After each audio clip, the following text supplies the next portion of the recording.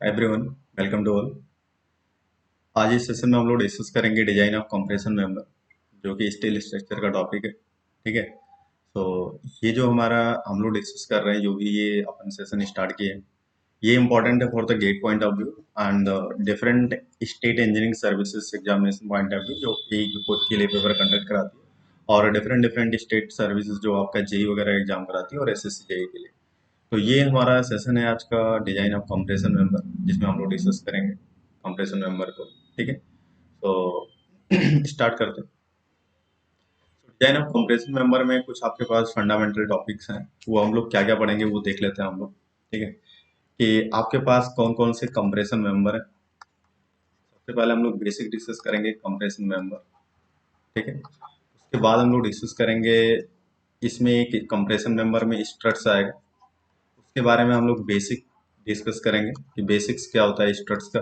ठीक है। उसके बाद हम लोग बिल्टअप कंप्रेशन मेंबर की डिजाइन करेंगे, जैसे लेसिंग सिस्टम बोलेंगे, लेसिंग कंप्रेशन मेंबर। और एक पॉइंट होगा आपका, नेक्स्ट थिंग आपका होगा बार्टनिंग कंप्रेशन।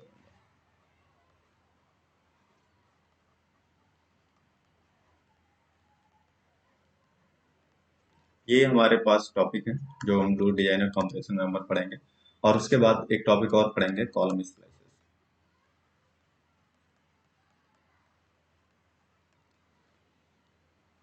ठीक है। ये हमारे सारे टॉपिक होंगे, थोड़ा सा हम लोग देख लेते हैं। तो ये जो दोनों टॉपिक है, ये हम लोग बिल्टअप कॉलम सेक्शन में डिजाइन करेंगे, जैसे मोर देन वन कॉलम हो जाए। ठीक है। और दूसरा, पहला हमारा होगा कंप्रेशन मेंबर, और इसके कंप्रेशन मेंबर की हम लोग यहीं पर डिजाइन करेंगे स्ट्रेंथ वगैरह निकालने के लिए। ठीक है। और ये स्ट्रट्स क्या होता है, इसका भी हम लोग बेसिक्स देखेंगे। और ये स्प्लाइसेस क्या होता है। कभी कभी हम लोग ऐसा देखते हैं कि जैसे मान लो कि लेंथ ऑफ मेंबर हमें 10 मीटर का कंप्रेशन मेंबर चाहिए, और हमारे पास जो अवेलेबल है वो L is equal to 6 metre का एक है, दूसरा आपका एक ही सेक्शन, एक ही मेंबर हमारे पास अवेलेबल है 6 मीटर का। तो हम लोग क्या करते हैं, एक मेंबर का यहाँ पर कनेक्ट करते हैं, यहाँ पर रखते हैं, और दूसरा हम लोग P6 का ले लेते हैं, जो कि हमारा 10 मेंबर तक पूरा हो जाए। तो हमें क्या करना पड़ेगा, ज्वाइन करना पड़ेगा। तो ज्वाइंट हम लोग इस तरीके से कुछ करते हैं, यहाँ पर प्लेट वगैरह लगा करके इन दोनों के बीच में, और यहाँ पर हम लोग साइड से स्लाइसिंग कर देते हैं। ठीक है। और यहाँ पर इसके फ्लैंज से और इसके फ्लैंज के पोर्शन को हम लोग कनेक्ट कर देते हैं, चाहे वो बोल्टेड से कनेक्टेड होगा, चाहे वो वेल्डेड से कनेक्टेड होगा। तो इस एंटायर क्रॉस सेक्शन को हम लोग बोल देते हैं कि लेस, इसको हम लोग बोलते हैं कॉलम स्प्लाइसेस या कंप्रेशनल स्प्लाइसेस। तो यहाँ से क्वेश्चन ये बन जाता है कि जो हम लोग ये स्प्लाइसेस कनेक्ट करते हैं, ये लोड कैसे ट्रांसफर करेगा, कितना लोड ट्रांसफर करेगा, जो टोटल कॉलम पे आएगा उस लोड को ट्रांसफर करेगा या कुछ और पोर्शन को करेगा। तो यहाँ पर हम लोग डिस्कस करेंगे कि कॉलम में हमारे पास जो स्प्लाइसेस होते हैं, वो जो हमारे पास कॉलम सेक्शन है, वो डिजाइन किसके बेसिस पे करते हैं। ये जो आपकी कटिंग सरफेस होता है वो कैसे किया हमने, हैंड किया या मशीन के थ्रू किया, तो उसके बेसिस पे हम लोग यहाँ देखते हैं डिफरेंट डिफरेंट कंडीशन होती है, और डिफरेंट डिफरेंट तरीके से लोड ट्रांसफर करता है। ठीक है। ये सारे पॉइंट हम लोग डिस्कस करेंगे यहाँ पर कॉलम स्प्लाइसेस में। और नेक्स्ट थिंग, कंप्रेशन मेंबर में आपके पास और क्या क्या पढ़ना है कंप्रेशन मेंबर में। यहाँ पर पढ़ेंगे हम लोग पहले क्लासिफिकेशन ऑफ कंप्रेशन मेंबर। ठीक है। और उसके बाद हम लोग डिस्कस करेंगे यहाँ पर कि क्लासिफिकेशन हम लोग किस बेसिस पे कर रहे हैं, on the basis of failure या on the basis of slenderness ratio, एक टेक्निकल टर्म होता है।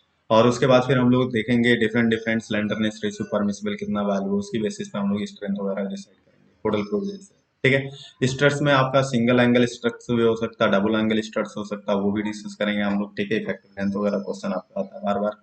और नेक्स्ट थिंग है आपका लेसिंग कंप्रेशन मेंबर।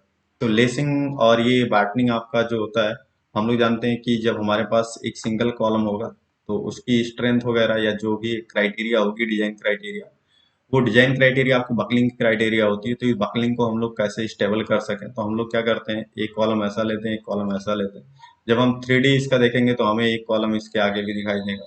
ठीक है। और इन दोनों को हम लोग कनेक्ट कर देते हैं, ये ऐसा कनेक्ट कर देते हैं।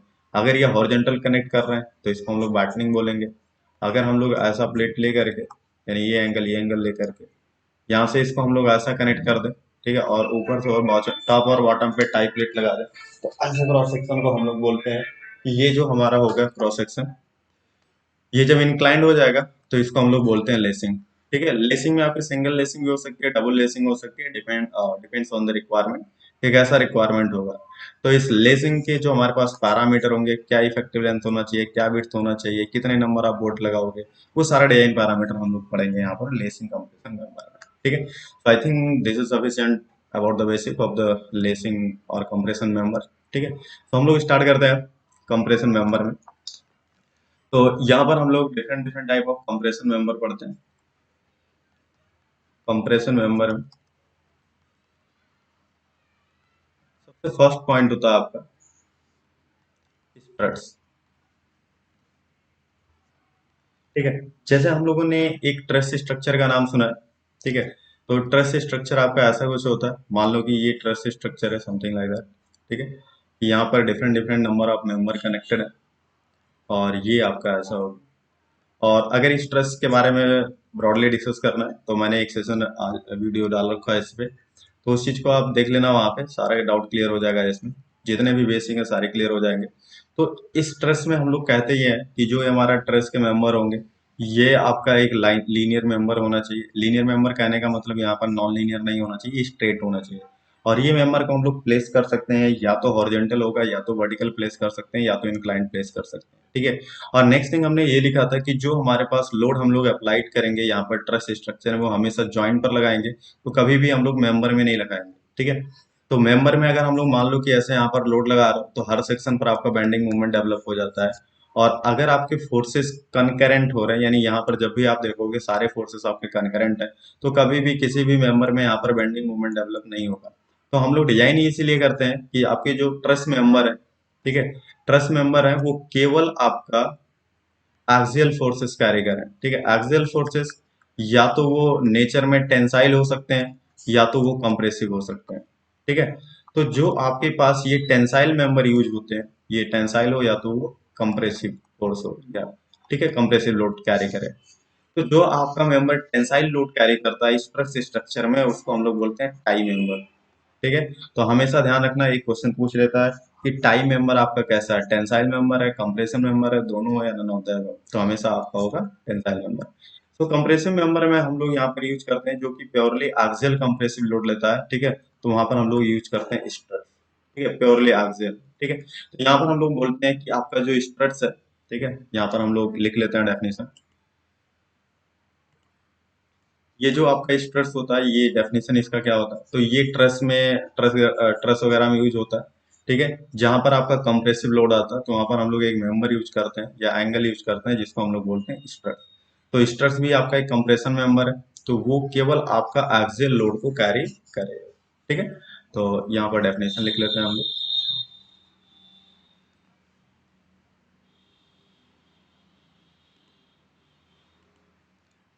Stress it is a compression member, it is a compression member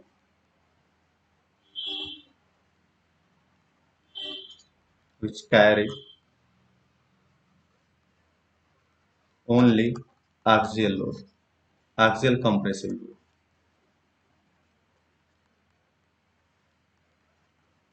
ठीक है, तो यहाँ पर दूसरा डेफिनेशन होता है, it is small in length which is widely use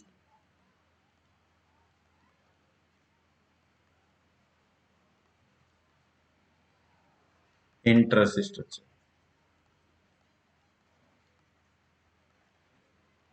ठीक है, दूसरा होता है आपका टाई मेंबर, लिख लेते हैं। टाई मेंबर आपका टेंशन मेंबर है, ध्यान रखना क्वेश्चन पूछा जाता है। It is a tension member.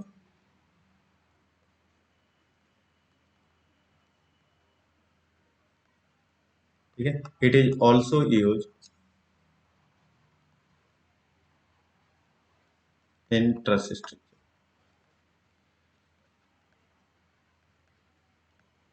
ठीक है, नेक्स्ट थिंग है आपका, ये थर्ड हो गई। नेक्स्ट थिंग है आपका कॉलम सेक्शन। तो यहाँ पर लिखेंगे it is also a compression member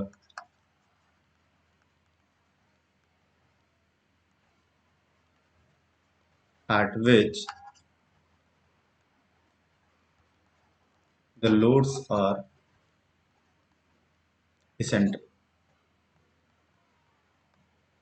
अगर इसेंट्रिक लोड है तो आपका एक्सियल लोड भी आएगा और बेंडिंग लोड भी आएगा या बेंडिंग एक्शन भी आएगा। ठीक है, तो it is widely used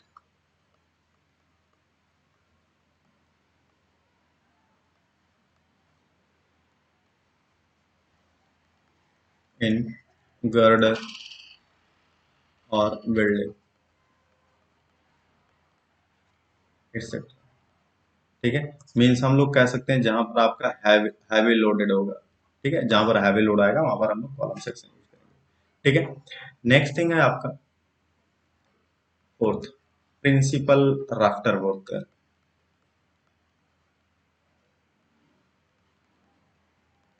it is also compression member. It is also compression member which is widely used in truss roof structure.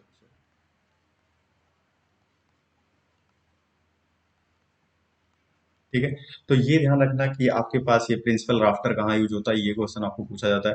तो हमेशा हम लोग ट्रस रूफ स्ट्रक्चर में यूज करते हैं। ठीक है, प्रिंसिपल राफ्टर में कैसे लोडेड होते हैं, किसके लिए डिजाइन करते हैं, तो हमारा कंप्रेशन मेंबर है। ठीक है, और नेक्स्ट थिंग है आपका कि ये जो हम लोग डिजाइन कर रहे हैं, मेन इशू क्या है कॉलम सेक्शन को डिजाइन करने, कंप्रेशन मेंबर को डिजाइन करने के लिए। ठीक है, तो यहाँ पर हम लोग नोट पॉइंट लिखते हैं, द मेन पर्पज या the main problem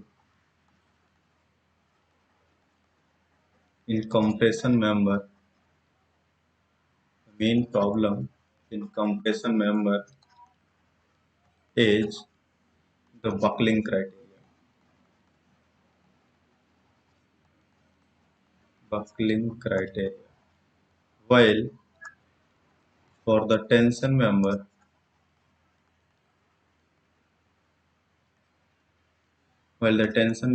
is shear lag criteria.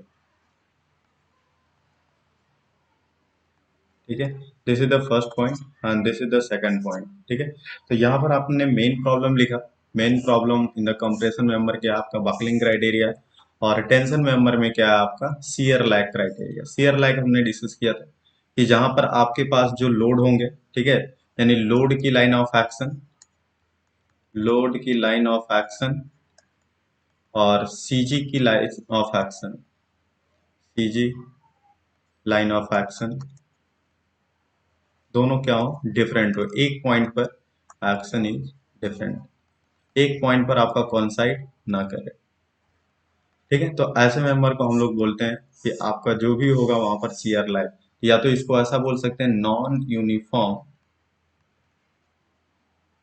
Distribution of non uniform distribution of strain. ठीक है, तो यहाँ पर हम लोग ये बोलते हैं कि non uniform distribution of strain हो जाए तो उसको शियर लाइन बोलते हैं। दूसरा पॉइंट हम लोग ऐसा कह सकते हैं कि in the calculation of in the calculation of design strength,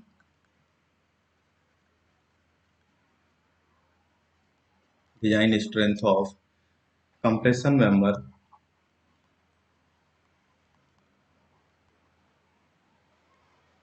and tension member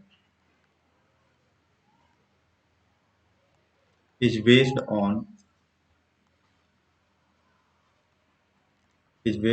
the gross area and net area। यहाँ पर ध्यान रखना रेस्पेक्टिवली। तो कभी कभी क्वेश्चन में आपका ऐसा भी आ जाता है, तो जहां भी वो आपको कंप्रेशन मेंबर का नाम दे दे, ठीक है, तो हमेशा आप ध्यान रखना कि जो भी अपन को कैलकुलेशन करना है वो ग्रॉस एरिया के बारे में कैलकुलेट करना है। ठीक है, और जब भी आपको वो टेंशन मेंबर दे दे तो हमेशा ध्यान रखना कि अपन को जो भी कैलकुलेशन करना है वो नेट एरिया पे कैलकुलेशन करना है। कभी कभी क्या होता है कि जब आपका वो ऑप्शन देता है चार, तो दो जैसे टेंसाइल स्ट्रेंथ ऑफ प्लेट निकालना है तो दो नेट एरिया का ऑप्शन दे देगा, दो ग्रॉस एरिया का ऑप्शन दे देगा। तो हमें वहां पर ग्रॉस एरिया का तुरंत नेगलेक्ट करना है और नेट एरिया पे हमें देखना है। तो नेट एरिया पे आपको फोकस करना है। तो नेट एरिया पे टेंसाइल स्ट्रेंथ ऑफ प्लेट हमने करवाया हुआ है, ठीक है। वहां से देखना कि नेट टेंसाइल स्ट्रेंथ किस पे कैलकुलेट करते हैं। एक तो हम लोग बेस्ड ऑन द यील्डिंग करते हैं और दूसरा हम लोग बेस्ड ऑन द रप्चर करते हैं, ठीक है। तो बेस्ड ऑन द यील्डिंग में फॉर्मूला हमने लिखा था एफ वाई डिवाइडेड बाई 1.1, और यील्डिंग में हम लोग हमेशा ग्रॉस एरिया यूज करते हैं, ठीक है। और यह हमने लिखा था वहां पर 0.9 F Y divided by F U ultimate, जिसको फ्रैक्चर बोलते हैं, 1.25 मल्टीप्लाई बाई ए नेट। तो यहाँ पर हम लोग क्या करते हैं, नेट एरिया के बेसिस पर कैलकुलेट करते हैं। ये तो था आपका एलएसएम का डेटा, ठीक है। तो आपका डब्ल्यूएसएम में भी डिजाइन करते हैं 0.6 into A net multiply by F Y. यहाँ से भी कैलकुलेशन हम लोग करते हैं, तो इस चीज को आप ध्यान रखना, ठीक है। सो यहाँ पर सबसे इंपॉर्टेंट पॉइंट ये हो गया कि जो आपकी कंप्रेशन मेंबर के लिए डिजाइन क्राइटेरिया, डिजाइन प्रॉब्लम हो वो बकलिंग की है, ठीक है। और टेंशन मेंबर के लिए शियर लैग का प्रॉब्लम। और हम लोग जब भी शियर स्ट्रेंथ निकाल बेंडिंग सॉरी कंप्रेसिव स्ट्रेंथ निकालेंगे कंप्रेशन मेंबर का, तो वो हमेशा होगा based on the gross area. और जब भी हम लोग टेंसाइल स्ट्रेंथ निकालेंगे प्लेट का, तो वो based on the net area होगा, ठीक है। तो यहाँ पर अगर हम लोग यहाँ पर देखें तो ये हमारा बेसिक क्राइटेरिया था। तो अब हम लोग क्लासिफिकेशन ऑफ कंप्रेशन मेंबर करते हैं। यहाँ पर हम लोग कहते हैं क्लासिफिकेशन ऑफ कंप्रेशन मेंबर।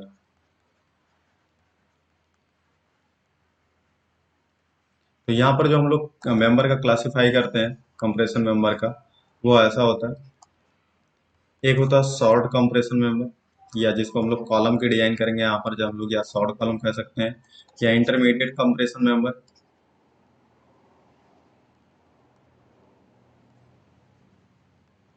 यहाँ पर जब हमने कंप्रेशन मेंबर लिखा, यहाँ पर ब्रैकेट में लिख लेना कि हम लोग बात कर रहे हैं कॉलम सेक्शन की, ठीक है। या तो आपका लॉन्ग कॉलम होगा, ठीक है। तो शॉर्ट कॉलम में हम लोग कैसे क्लासिफाई करेंगे, इंटरमीडिएट का कैसे क्लासिफाई करेंगे, ये हमारा होता है। पहले जो हम लोग क्राइटेरिया जिसके बेसिस बाइफरगेट करते हैं, तो पहला आपका होता है on the basis of failure, ठीक है। तो यहाँ पर आपका क्रशिंग फेल्योर होता है, और यहाँ पर आपका बकलिंग फेल्योर होती है, ठीक है। और यहाँ पर क्रशिंग एंड बकलिंग दोनों हो सकती है, ठीक है। तो यहाँ पर क्रशिंग में आपकी क्या होती है कि जैसे ये आपका शॉर्ट कॉलम होता है, ठीक है। शॉर्ट कॉलम में जब भी अपन लोड लगाएंगे यहाँ पर, तो ये डायरेक्ट आपका फेल कर जाएगा। और बकलिंग में क्या हो जाएगा, ये आपका कॉलम होगा, ये आपका, ठीक है। जब आप यहाँ पर लोड लगाओगे, तो इसकी जो लाइन ऑफ एक्शन, यानी ये जो लॉन्गिट्यूडनल एक्सिस होगी, जिस डायरेक्शन में आप लोड लगा रहे हो, ये क्या कर जाएगा, इस तरीके से कुछ बकल कर जाएगा, ठीक है। तो इसका मतलब कि यहाँ पर क्या हो जाएगा, ये लैटरल डायरेक्शन में आपका डिफ्लेक्ट हो जाएगा, तो ऐसा कह सकते हो डेल्टा अमाउंट से, ठीक है। तो इसी को हम लोग बोलते हैं बकलिंग क्राइटेरिया, ठीक है। तो buckling criteria due to the compressive stress हो रहा है, ठीक है। तो यहाँ पर अगर हम लोग बात करें, तो पहला क्राइटेरिया हो गया हमारा फेल्योर का। दूसरे क्राइटेरिया अगर हम लोग बात करें, तो यहाँ पर एक टेक्निकल टर्म होता है जिसको हम लोग बोलते हैं स्लेंडरनेस रेशियो, स्लेंडरनेस रेशियो, ठीक है। जिसको हम लोग लेमडा से रिप्रेजेंट करते हैं। अगर हम लोग इलास्टिक थ्योरम की बात करें, तो लेमडा लेस देन 32, ठीक है। ये 32 से अगर कम है तो इसको बोलेंगे शॉर्ट कॉलम। और लेमडा की वैल्यू ग्रेटर देन 120 है, और लेमडा की वैल्यू 120 और 32 के बीच में, तो इसको हम लोग बोलते हैं intermediate.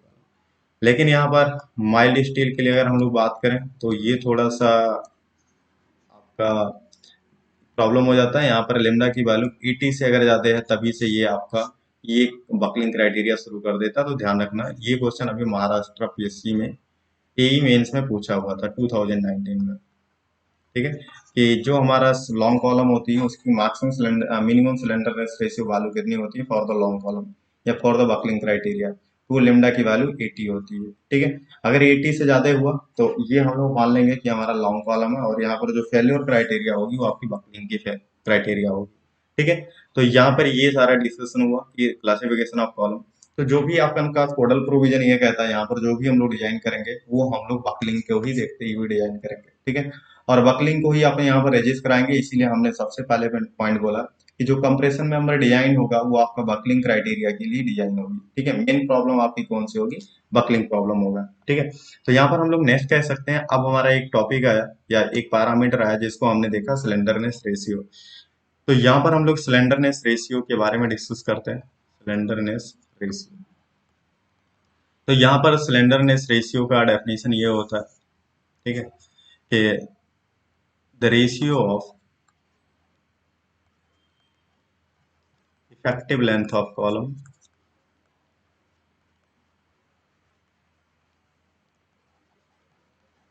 effective length of column to the minimum radius of gyration।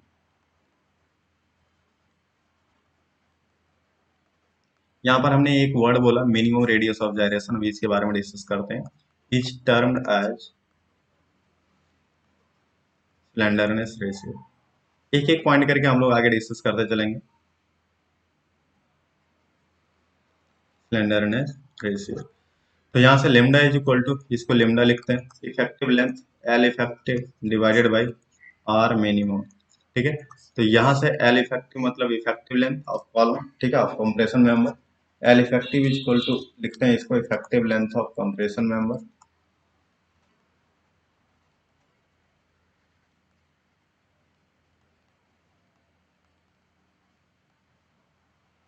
और आर मिनिमम को हम लोग बोलते हैं minimum radius of जाइरेशन।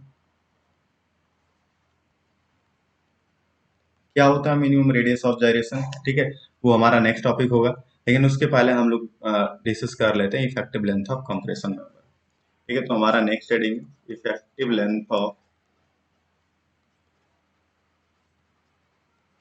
Compression member.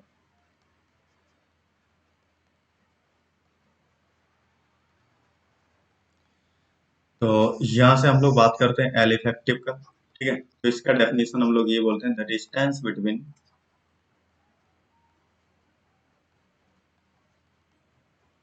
Two consecutive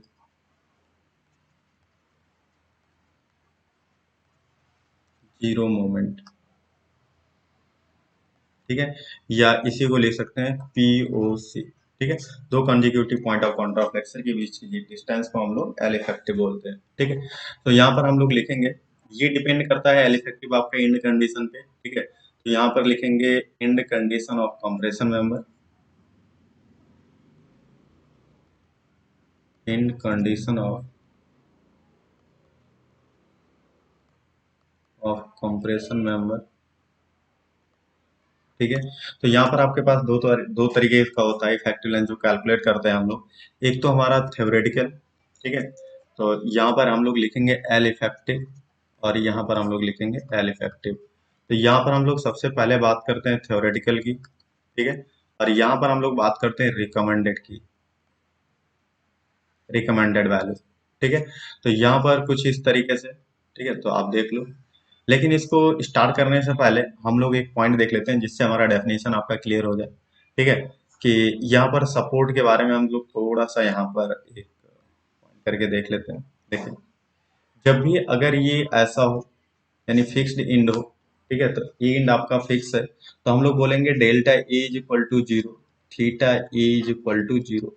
तो इस एंड को हम लोग ऐसा बोलेंगे कि end A is effectively held in position, effectively held in position, but and theta is equal to zero, and also restrain मतलब रोकना, restrain against rotation, ठीक है। तो यहाँ पर आप दोनों बात को ध्यान रखना, जहां पर आपका theta is equal to zero होगा, ठीक है, जहां पर आपका theta is equal to zero होगा वहां पर हम लोग बोलेंगे रेस्ट्रेन अगेंस्ट द रोटेशन, और जहां पर आपका delta is equal to zero होगा वहां पर हम लोग बोलेंगे इफेक्टिवली हेल्ड इन पोजीशन, ठीक है। जैसे मैं इस इंड की बात करूं, यहाँ पर ए हो गया, ये आपकी बी की बात करूं, तो बी इंड को हम लोग बोलते हैं end B is neither held in position, neither held in position nor and nor restrained against rotation,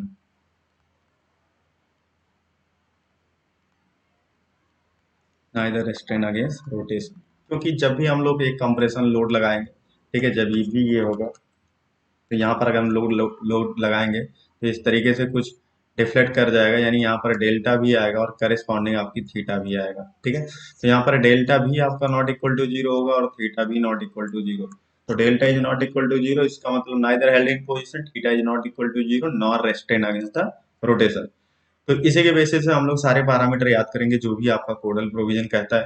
तो पहला आपका ऐसा है, ये फिगर में बता रहा हूँ और फिगर्स के ही थ्रू लिखेंगे आप लोग। मान लो ये इंड आपका ऐसा है कि ये इंड ए हो गया, ये आपका बी इंड बी हो गया, और ये आपका ओवरऑल लेंथ एल है। एल नॉट को हम लोग बोलते हैं अनसपोर्टेड लेंथ। ठीक है, तो यहाँ पर अगर हम लोग देखेंगे जो इसका इलास्टिक कर्व बनेगा, ठीक है, तो ये ऐसा होगा। तो यहाँ पर हम लोग मान लेते हैं कि ये हमारा एल इफेक्टिव होगा। ठीक है, तो ये थियोरेटिकल वैल्यू जो आती है L effective is equal to, वो आता है एल नॉट डिवाइडेड बाई 2, और रिकमेंडेड वैल्यू होती है L effective equal to 0.65 into L not. ठीक है, तो इसका मतलब हम लोग यहाँ पर कह सकते हैं delta A is equal to zero and corresponding theta A is equal to zero. यहाँ पर भी हम लोग बोलेंगे delta B is equal to zero, corresponding theta B is equal to zero. तो यहाँ पर हम लोग लिख सकते हैं both ends are effectively held in position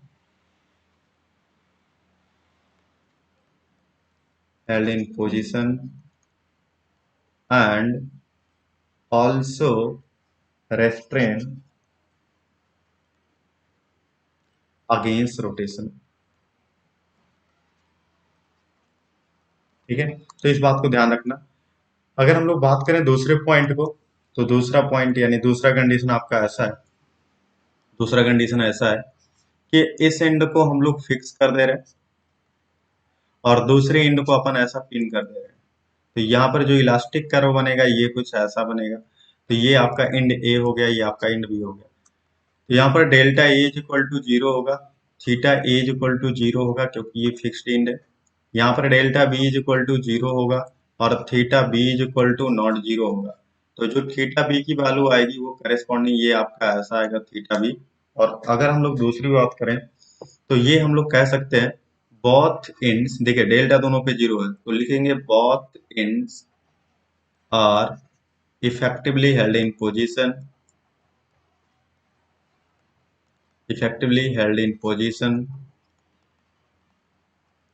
and one end is restrained against rotation। ठीक है, तो आप डायरेक्ट इसको याद कर सकते हो, बस वही जो दो पॉइंट हमने बताया। तो इसकी जो वैल्यू होती है, यानी ये वैल्यू आपकी ओवरऑल एल होगा, एल नॉट, और करेस्पॉन्डिंग यहाँ से यहाँ तक ये हो जाएगा आपका एल इफेक्टिव।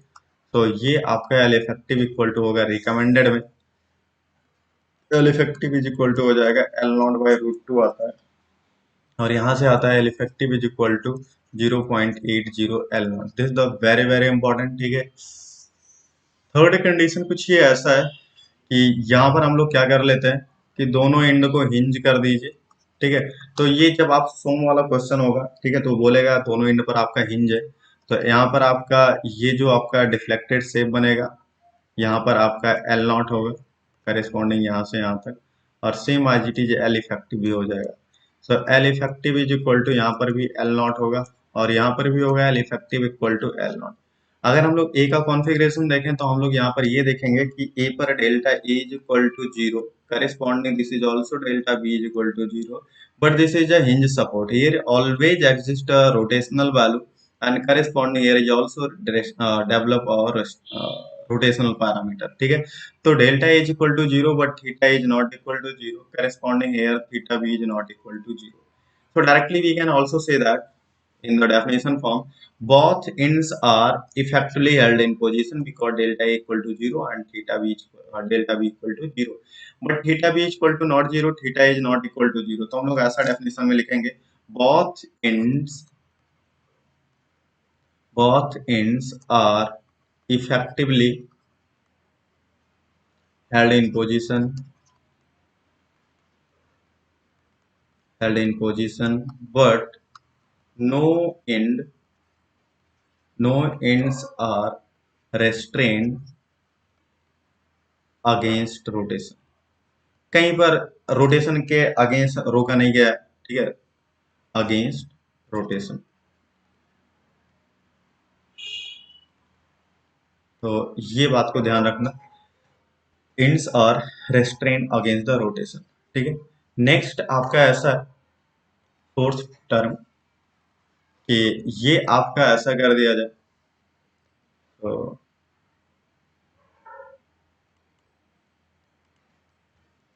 इसको हम लोग ऐसा कर रहे हैं कि एक एंड आपका ऐसा हो जाए, ये अपन फिक्स कर दिए, और यहाँ पर हम लोग एक ऐसा सपोर्ट लगा दे रहे हैं जो कि ऐसा हो, और यहाँ पर ये ऐसा। तो जब भी अपन लोड लगाएंगे तो ये इस तरीके से कुछ डिफ्लेक्ट करेगा ऐसा, करेस्पॉन्डिंग है ऐसा, ठीक है। तो यहाँ पर आपका ये फिक्स एंड ही है, सपोज दैट। तो ये आपका कुछ इस तरीके से बिहेव करेगा, ये ऐसा, और ये आपकी एल नॉट लेंथ, ठीक है। तो और फिर यहाँ पर अगर हम लोग देखेंगे तो डेल्टा बी आपका मूव कर रहा है, तो delta B is not equal to zero, but theta B is equal to zero. तो ए इंड ये हो गया, बी इंड हमारा ये हो गया, ठीक है। तो यहाँ पर हम लोग बोलेंगे कि L effective equal to, theoretical में तो ये रिकमेंडेड ही नहीं, ठीक है, थ्योरेटिकल में हम लोग ये वैल्यू नहीं करते, बट यहाँ पर कोड कहता है तो कोड का डेटा लिख लेंगे, ठीक है। तो यहाँ पर हम लोग लिखेंगे ऐसा कुछ, यहाँ पर लिखेंगे रिकमेंड, थ्योरेटिकल में कुछ नहीं, और रिकमेंडेड में आपका लिख लेंगे L effective equal to 1.2 of L not, ठीक है। तो इसको कैसा कहेंगे कि यहाँ पर delta A is equal to zero, but theta A is equal to also zero, at this end delta B is not equal to zero, means transverse direction में ये मूव कर रहा है long in the transfer to the longitudinal of axis, so delta B is not equal to zero and theta B is equal to zero. तो यहाँ पर लिखेंगे one end is effectively held in position, but another end is not. But another end is not. And both ends are restrained against rotation. ठीक है। तो यहाँ पर ध्यान रखना दोनों एंड्स आपके पास अगेंस्ट रोटेशन है। फिफ्थ नंबर केस आपका ऐसा हो गया कि ये आपका ऐसा हो गया कि एक एंड पर delta A is equal to zero, theta A is equal to zero. जब भी अपन लोड लगाएंगे इस पर तो इस तरीके से कुछ डिफ्लेक्ट करेगा, ठीक है। तो यहाँ पर आपका डेल्टा बी भी आ जाएगा, और जहां पर नॉट इक्वल टू जीरो और करेस्पॉन्डिंग यहाँ पर अगर आप देखिएगा तो ये आपका स्लोप भी हो जाएगा, जो कि करेस्पॉन्डिंग थीटा भी is not equal to zero आएगा, ठीक है। ये आपका था एल नॉट, ठीक है। तो यहाँ पर आपकी थ्योरेटिकल वैल्यू में भी आपकी आती है टू एल नॉट, और यहाँ पर एल इफेक्टिव रिकमेंडेड में भी आपका आता है टू एल नॉट, ठीक है। तो यहाँ पर लिखेंगे बहुत one and is effectively held in position, held in position and also restrained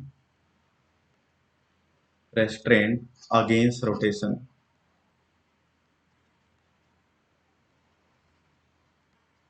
but another end is not, या ऐसा लिख दो, is neither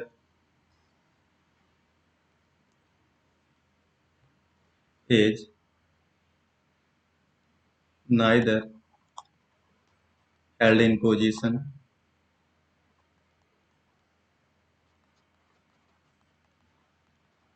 nor restrained against rotation। तो ये ध्यान रखना, यही केस आपका same as it is RCC में भी यूज होता है, ठीक है, और same as it is steel में, और सेम आज जो ये थ्योरेटिकल वैल्यू हमने लिखा ये आपका सोम में यूज होता है, और ये जो वैल्यू हमने रिकमेंडेड लिखा ये सोम और आरसीसी और स्टील दोनों में यूज होता है। नेक्स्ट थिंग एक पैरामीटर का और बच गया, सिक्स नंबर, कि आपका एक इंड ऐसा हो जाए और दूसरा इंड आपका ऐसा हो जाए, ठीक है। तो इसका मतलब हम लोग इसको ऐसा जब भी देखेंगे लोड लगाएंगे तो ये इस तरीके से डिफ्लेक्ट करेगा, ये आपका ऐसा होगा, करेस्पॉन्डिंग यहाँ पर भी डेवलप होगा इफिशिएंट ए, तो थीटा ए डेवलप होगा, ठीक है। और करेस्पॉन्डिंग यहाँ पर आपका ये हो जाएगा आपका डेल्टा बी, ठीक है। और करेस्पॉन्डिंग यहाँ पर theta B is equal to क्या हो जाएगा, जीरो। तो यहाँ पर रिकमेंडेड में भी आपका कोई भी रिकमेंडेड नहीं होता, ठीक है। लेकिन थ्योरेटिकल में आपका रिकमेंडेड, थ्योरेटिकल में कोई वैल्यू नहीं होती, लेकिन रिकमेंडेड में वैल्यू होती है 2L0 की। तो ये आपकी डेप्थ हो जाएगी L0 की, ठीक है। तो यहाँ पर ये ध्यान रखना, delta A is equal to zero but theta A is not equal to zero, and at this end delta B is not equal to zero and theta B equal to zero. तो यहाँ पर लिखेंगे one and is effectively held in position, effectively held in position and not restrained against rotation, but another end is effective, not effectively held in position,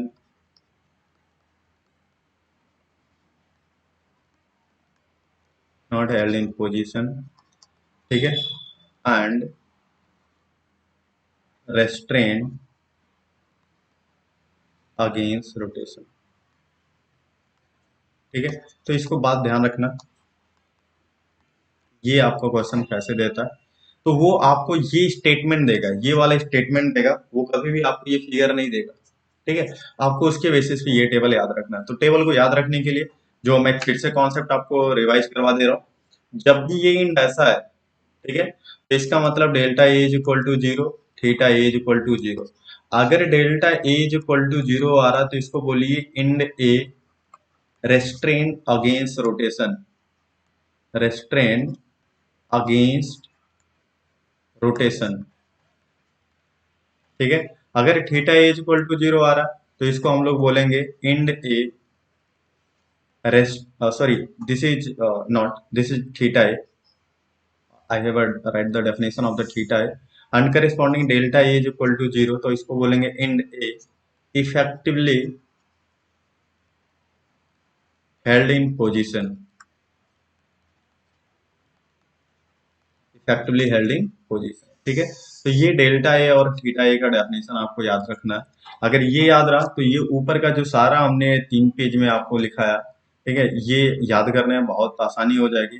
otherwise आप याद करते रहोगे तो भूलता रहेगा, याद करते रहोगे आप भूलता रहेगा, ठीक है। तो ऐसा नहीं करना है, बस इसको आप बेसिक से समझ जाइए, एक बार आप समझ जाइएगा तो दो दो सब्जेक्ट का टारगेट हो जाएगा, तीन तीन सब्जेक्ट का कवर हो जाएगा। सोम में भी नहीं याद करना पड़ेगा, आरसीसी में भी याद नहीं करना पड़ेगा, और स्टील में आप पढ़ ही रहे हो, ठीक है। तो एक जगह पढ़ लो और यही आप लिखना, फॉर्म में मत पढ़ना, इफेक्टिव लेंथ वगैरह आप इसको फॉलो करना और इससे सारा आपका क्लियर हो जाएगा, ठीक है। नेक्स्ट थिंग है आपका, नेक्स्ट पैरामीटर हम लोग डिस्कस कर रहे थे, नेक्स्ट पैरामीटर हम लोग डिस्कस कर रहे थे कि आपका जो भी डेटा था वो आपका रेडियस ऑफ जायरेशन,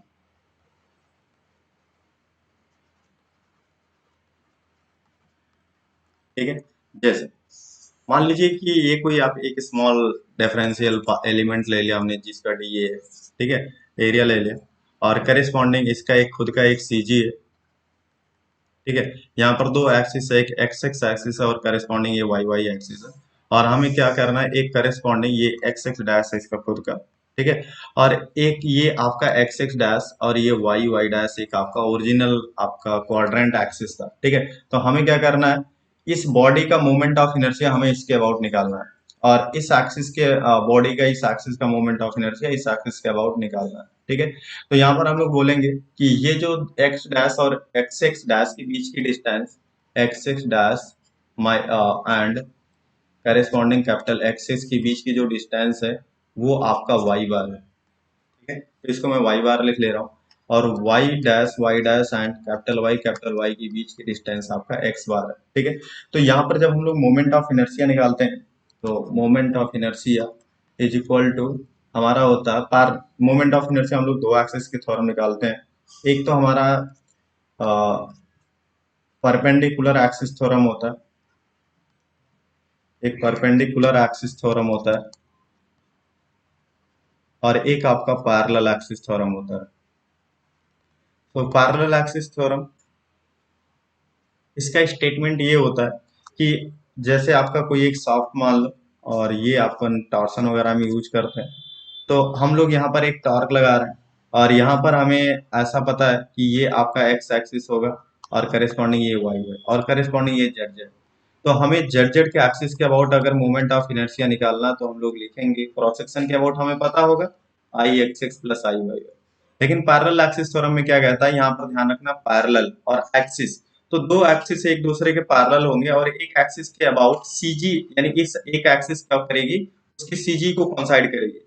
तो इसकी सीजी के अबाउट हमें पता होगा, और उसके बावजूद हमें क्या करना, दूसरी एक्स एक्सिस पे ट्रांसफर करना है। तो मैं मान लो कि एक्स एक्स एक्सिस से मान ले रहा हूँ, और एक्स डैश एक्सिस इसे मान ले रहा हूँ। ठीक है, तो यहाँ पर इसके खुद की सीजी के अबाउट तो इसका पता होगा, जिसको बोलेंगे आईसीजी, मतलब moment of inertia about CG. और ये जो दोनों, अगर एक्स डैश एक्सिस और एक्सिस के बीच की डिस्टेंस, तो इसको वाई बार लिखेंगे, जैसा हमने यहाँ पर ऊपर रिप्रेजेंट किया। ठीक है, तो यहाँ पर जब आपका पैरेलल एक्सिस थ्योरम जो होता है, वो आपका ये कहता है कि जो भी हमारा डेटा होगा, वो कुछ इस तरीके से होगा। इसको मैं इरेज कर देता हूँ ताकि लिखने के लिए जगह हो जाए सफिशिएंट। तो इसके बेसिस पे अगर हम लोग देखें, तो यहाँ पर ये ऐसा हो जाएगा कि यहाँ पर ऐसा कि यहाँ पर हमें आई एक्स एक्स के अबाउट निकाल रहा हूँ। तो यहाँ पर आप देखिएगा, तो इस एक्स डैश और एक्स डैश, यानी इसके सीजी के अबाउट पता होगा, तो लिखेंगे I CG of x dash plus, ये इसका एक एलिमेंटल एरिया पार्ट होगा, डी मल्टीप्लाई बाई ये जो डिस्टेंस होता है, इसको हम लोग लिखते हैं वाई बार का स्क्वायर। तो एलिमेंटल पार्ट है छोटा सा, अगर बड़ा सा हो जाएगा तो इंटीग्रेट करना पड़ेगा, तो इसको हम लोग, और इसका जो एक छोटा सा बहुत पार्टिकल है, तो आईसीजी के about moment of inertia zero होगा। तो यहाँ पर अगर हम लोग देखेंगे, तो I x x is equal to हो जाएगा एरिया इंटू वाई बार का स्क्वायर। अगर ये हमारा कॉलम सेक्शन है, तो हम लोग ऐसा कुछ पैरामीटर मान लेते हैं कि एक आपका आर हो जाए, Y bar is equal to R bar हो जाए। ठीक है, तो इसी को हम लोग ऐसा बोल देते हैं कि I is equal to I x x, और ये हो जाएगा आपका एरिया इंटू आर का स्क्वायर। ठीक है, तो अगर ये आर को हम लोग बोल देते हैं कि आपका रिजल्टेंट डिस्टेंस होगा, तो यहाँ पर हमारा ये आर इज इक्वल टू आ जाएगा आई डिवाइडेड बाई एरिया। ठीक है, और ये हमारा जो आई होता है ये कौन सा लेना है, तो यहाँ पर अगर हम लोग बात करें, तो एक एक्स एक्स एक्सिस के अबाउट है, और एक वाई वाई के एक्सिस के अबाउट निकल के निकलेगा हमारा। तो हमें कौन सा लेना है, तो यहाँ पर जब भी हम लोग कंप्रेशन मेंबर में लिखेंगे, तो वहां पर हमने लिखा था आर मिनिमम। तो R minimum is equal to under root I minimum. ठीक है, तो आई मिनिमम को मैं ऐसा भी लिख सकता हूँ कि सबसे पहले मैं लिखूं कि आई एक्स एक्स और आई वाई वाई में जो दोनों में से आपका मिनिमम हो जाएगा, वही हमारी वैल्यू हो जाएगी। ठीक है, तो यहाँ पर मैं ऐसा लिख दूं, minimum of I x X comma I Y Y divided by ये आपका ग्रॉस एरिया। ठीक है, तो ये हमारा मिनिमम रेडियस ऑफ जायरेशन आ जाएगा। ठीक है, तो मिनिमम रेडियस ऑफ जायरेशन को हम लोग यहाँ पर ये इसलिए करते हैं, क्योंकि हम लोग यहाँ पर ये बोलते हैं कि जो हमारा ये रेडियस ऑफ जायरेशन है, ठीक है, ये जो हमारा रेडियस ऑफ जायरेशन है, ये आपका ये डिफाइन करता है किसी एक्सिस के अबाउट आपकी बकलिंग होगी। ठीक है, तो इसको हम लोग बोलते हैं बकलिंग स्टिफनेस। ठीक है, तो अगर हमारा बकलिंग स्टिफनेस, तो बॉडी उस एक्सिस के अलोंग बकल करेगी जिस एक्सिस के अबाउट मोमेंट ऑफ इनर्शिया क्या होगा, कम होगा। ठीक है, तो अगर हमें आर मिनिमम की वैल्यू अगर हमारी ज्यादा है, तो उस एक्सिस के अबाउट कभी बकलिंग नहीं कर सकती। तो बकलिंग उसी एक्सिस के अबाउट करेगी जहां पर आपकी जो वैल्यू होगी आर मिनिमम की, वो कम होगी। ठीक है, तो रेडियस ऑफ जायरेशन को हम लोग बकलिंग स्टिफनेस भी बोलते हैं। ठीक है, अगर बकलिंग जिस एक्सिस के अबाउट हो रही है, उस एक्सिस के अबाउट, इसका मतलब है रेडियस ऑफ जायरेशन आपकी क्या होगी, कम होगी। ठीक है, तो यहाँ पर ऐसा करना है, to avoid the buckling of compression member, to avoid the buckling of compression member, the value of R, R मतलब रेडियस ऑफ जाइरेशन इंक्रीज। ठीक है, तो ये वैल्यू क्या कर दो आप बढ़ा दो रेडियस ऑफ जाइरेशन। ठीक है, तो यहाँ पर हम लोग radius of gyration for the circular cross section लिख रहे हैं। तो यहाँ पर हम लोग लिख रहे हैं radius of gyration for the circular cross section.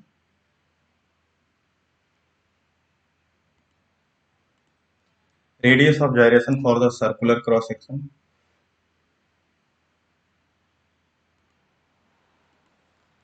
तो यहाँ पर आपका हेडिंग है आर मिनिमम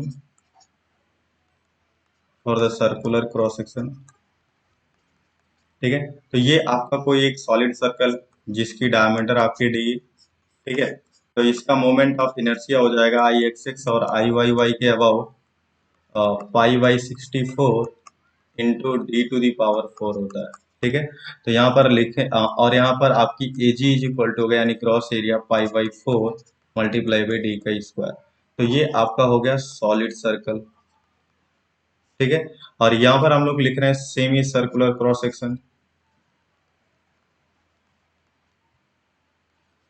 ठीक है, अगर मैं यहाँ पर सेमी सर्कुलर क्रॉस सेक्शन लूंगा तो ये समथिंग ये कुछ ऐसा बनेगा। और यहाँ पर अगर हम लोग बात करेंगे तो ये आपका आउटर डाया होगा और ये आपकी इनर डाया होगी। ठीक है, डी इनपुट। तो I x x is equal to I Y y दोनों के अबाउट सेम होगा। तो यहाँ पर हो जाएगा pi by 64 into D to the power D output power 4 minus D input power 4। और यहाँ पर हम लोग देखेंगे R minimum is equal to हो जाएगा, sorry, area of area is equal to हो जाएगा pi by 4 into D output का स्क्वायर माइनस डी इनपुट का स्क्वायर। ठीक है, तो यहाँ से आपका R minimum is equal to हो जाएगा पाई बाई 64 और into D to the power 4 divided by यहाँ पर हो जाएगा पाई बाई 4 इंटू डी का स्क्वायर। तो यहाँ पर देखोगे this to this cancel out, this to this, और ये 16 हो जाएगा, यानी ये अंडर रूट का D square by 16 is equal to D by 4 हो जाएगा। और यहाँ पर अगर हम लोग निकालें R minimum is equal to, ये बात ध्यान रखना बहुत इंपॉर्टेंट है, ये circular cross semi circular cross section का पाई बाई 64 तो ये कैंसल आउट हो जाएगा पाई बाई 64 और into D to the power 4 को मैं लिख सकता हूँ d to the power 4 minus D input की power 4 is equal to d of output का स्क्वायर माइनस डी इनपुट का स्क्वायर, डी इनपुट का square plus d d output का square plus d a square minus b square को a plus b a minus b हमने बना दिया। तो यहाँ पर मैं लिख दे रहा हूँ डी आउटपुट का स्क्वायर माइनस डी इनपुट का square multiply by D in output का स्क्वायर प्लस डी इनपुट का square divided by pi by 4 into D output का स्क्वायर माइनस डी इनपुट का स्क्वायर। तो this to this cancel out हो जाएगा, this to this cancel out हो जाएगा। यहाँ पर R minimum is equal to हो जाएगा 1/4 ये, और ये हो जाएगा आपका डी आउटपुट का स्क्वायर प्लस डी इनपुट का। ठीक है, ये तो था किसका सर्कुलर क्रॉस सेक्शन का। ठीक है, फर्स्ट आपका सर्कुलर क्रॉस सेक्शन। दूसरा आपका सेम एज इट इज हो जाए, अगर मान लो कि आपका ये क्रॉस सेक्शन आपका रेक्टेंगुलर क्रॉस सेक्शन के लिए हो जाए, तो ये हमारा अगर रेक्टेंगुलर के लिए मान लें, दूसरा रेक्टेंगुलर हो जाए, ठीक है, तो यहाँ पर हम लोग ऐसा मानेंगे कि यहाँ पर आपके एक्सिस दो ऐसा है। ठीक है, एक आपका एक्स एक्स होगा, एक आपका वाई वाई होगा। तो यहाँ पर हम लोग ऐसा मानेंगे रेक्टेंगुलर है तो ये आपका बी हो जाएगा, ठीक है, और ये डी हो जाएगा। तो यहाँ पर आपको दोनों निकालना है, I x x is equal to हो जाएगा आपका बी डी क्यू बाई 12। तो इसको लिखने का तरीका, इस एक्सिस के पैरेलल जो है उसको डायरेक्ट आप लिख दो और जो इसके परपेंडिकुलर है उसका क्यूब कर दो, तो B D cube by 12। I Y Y is equal to हो जाएगा इसके जो परपेंडिकुलर जा रहा है उसका क्यूब। तो यहाँ पर आप देखोगे बी का cube multiply by D divide by 12।